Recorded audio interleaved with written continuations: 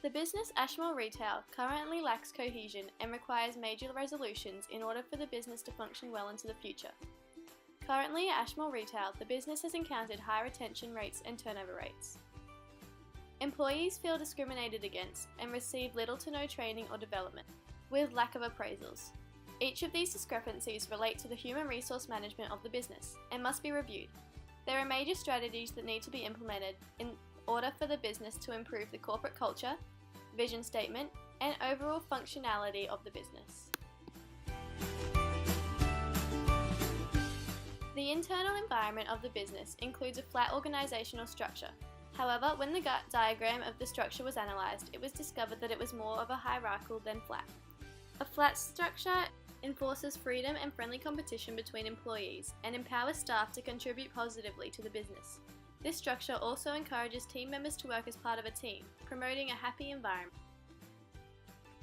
According to the case study, Ashmore Retail has a dictatorial method of leadership. This style of leadership can have a negative effect on a business, as employees are told exactly how to work and not given any freedom or independence.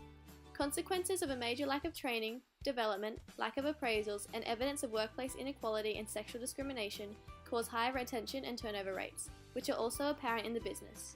These all occur due to the lack of consistency in the human resource department. 2 primary surveys and 1 secondary source relating to the human resource management strategies have been researched. Graph 1 regards to the recruitment approaches and how the businesses ensure the happiness of staff in the workplace. Graph 2 is a secondary source that indicates the effectiveness of performance appraisals being conducted in the workplace, while Graph 3 displays the period of time that it takes for externally recruited employees to reach full potential and fully understand business policies. The relationship between this research and Ashmore Retail is that the business demonstrated little to no evidence of supplying training and development, sufficient pay structures, workplace equality, and appraisals. The trends and patterns confirm that the business should be focusing heavily on the most importantly, training and development and sufficient pay structures. These issues will not only benefit the employee, but also the business, as the turnover rates will be minimised. The evidence above shows that 89% of employees have witnessed improvements in an employee's performance after conducting performance appraisals. Ashmore Retail does not participate in appraisals. The relationship between Ashmore Retail and the research is that the business does not have appraisals in place.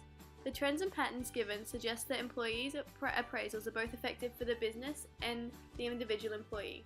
These issues therefore imply that the company's vision and staff development are being affected. This data demonstrates that 54% of employees recruited externally are not fully familiarised with the business's culture and policies until 6 months after employment. Only a mere 14% of businesses saw full potential reached before 6 months. It was discovered that Ashmore Retail only recruits externally, meaning that it is extremely possible that the company is suffering as it is taking employees longer to have a full impact on the business. It could also be hurting the customer service and technological departments as well.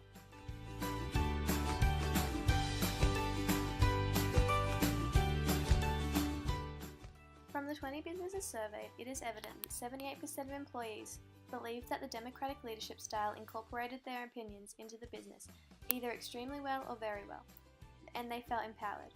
All employees surveyed who were under an autocratic or dictatorial leadership felt belittled. The autocratic style was the least preferred style of democratic and autocratic.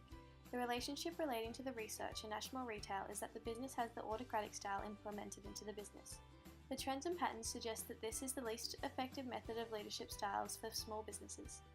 These issues propose that if employees are feeling belittled by the style, they will want to leave the business and will therefore cause high turnover rates and retention rates. This graph expresses the large pay gap between male and female employees in Australia. Men are paid significantly higher, up to 16% more than females in some positions. The relationship between Ashmore Retail and the research is that Ashmore Retail has a noticeable gender discrimination issue. The trend in this research suggests that the business should be focusing on gender equality and closing the gender pay gap. The amendment of the issues demonstrated will not only benefit the turnover rates but also the happiness of employees. 2 strategies that are suggested to the business for future improvement are training and development and hiring a resource manager. By implementing an improved training and development program, employees will be more experienced and knowledgeable when taking on daily tasks. According to Graph 1, training and development was the #1 entity that kept employees in their jobs. When employees are fully aware of companies' policies and procedures, they will not only enhance their customer service skills, but also have a bigger impact on the business. The effectiveness of implementing training and development into a business can be measured through appraisals.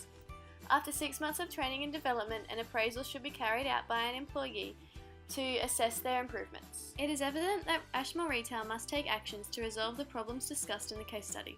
The second strategy suggested to the business is hiring a HR manager. Hiring a HR manager will improve many of the complications discussed. The sole purpose of a human resource manager is to implement training and development, to hire employees, to design contracts, and follow all legal requirements expected by the business. Ashmore Retail does not have an effective system in place that resolves these main issues.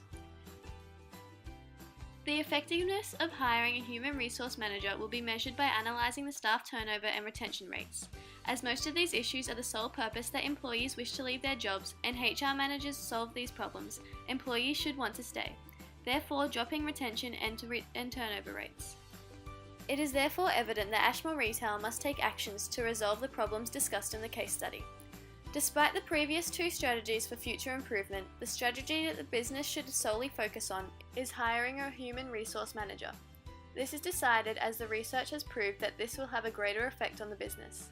This will dramatically sustain improvement and promote a more professional work environment that employees will want to stay in.